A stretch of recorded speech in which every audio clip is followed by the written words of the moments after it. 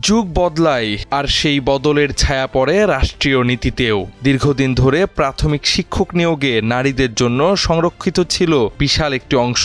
৬০% পদই ছিল তাদের জন্য নির্ধারিত। তখন সেটাকে বলা হতো নারী ক্ষমতায়নের হাতিয়ার। অনেকের চোখে আবার সেটা ছিল পুরুষের ওপর অবিচার। অবশেষে ২০২৫ সালে এসে সরকারি প্রাথমিক বিদ্যালয়ে শিক্ষক নিয়োগে বড় ধরনের পরিবর্তন এনেছে সরকার। পুরনো বিধিমালা বাতিল করে নারীদের জন্য রাখা বিশেষ কোটাও তুলে দেওয়া হয়েছে। এখন থেকে নিয়োগ হবে মূলত মেধার ভিত্তিতে। নারীকে দুর্বল ভাবা কিংবা পুরুষকে সুযোগ থেকে বঞ্চিতের অভিযোগ সরকারের এই সিদ্ধান্তে এসব কিছুরই অবসান ঘটবে। ২০১৯ সালের বিধিমালা অনুযায়ী নারী প্রার্থীদের জন্য ৬০%, পোষ্য কোটায় ২০%, মোট ৮০%ই ছিল সংরক্ষিত। বাকি ২০%-এ সুযোগ ছিল পুরুষদের। তবে নতুন বিধিমালা কার্যকর হওয়ার সঙ্গে সঙ্গে পূর্বের বিধিমালা বাতিল বলে গণ্য হবে।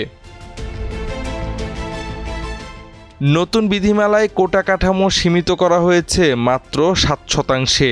এর মধ্যে মুক্তিযোদ্ধা ও শহীদ মুক্তিযোদ্ধাদের সন্তানদের জন্য ৫%, ক্ষুদ্র নৃগোষ্ঠীর জন্য ১% এবং শারীরিক প্রতিবন্ধী ও তৃতীয় লিঙ্গের জন্য বরাদ্দ রাখা হয়েছে আরেক শতাংশ। এসব কোটায় যোগ্য প্রার্থী না মিললে সেই শূন্য পদ পূরণ হবে সরাসরি মেধা তালিকা থেকে। এই বিধিমালার আরেকটি উল্লেখযোগ্য দিক হল সঙ্গীত ও শারীরিক শিক্ষা বিষয়ে নতুন করে পদ সৃষ্টি করা হয়েছে। বিষয়ভিত্তিক নিয়োগেও এসেছে ভিন্নতা। বিজ্ঞান বিষয়ে স্নাতকদের জন্য বরাদ্দ থাকছে ২০% পদ, আর অন্যান্য বিষয়ে স্নাতকদের জন্য ৮০%।